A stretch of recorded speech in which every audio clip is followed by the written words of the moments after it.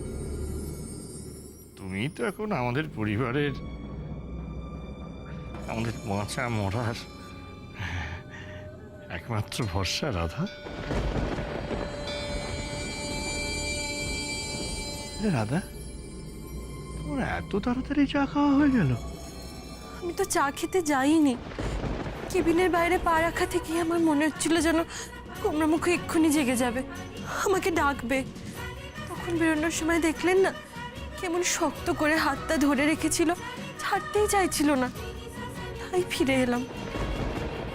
ও, খুব ভালো করেছো, খুব ভালো করেছো। এসে একেবারে আমার প্ল্যানের 14টা বাজিয়ে দিয়েছে। তুমি কৃষের গলায় রক্ষা কবচের মতো ঝুলে থেকে বারবার কৃষকে আমার হাত থেকে বাঁচিয়ে দিচ্ছ তো, কিন্তু আজ আমি সেটা কিছুতেই হতে দেব না।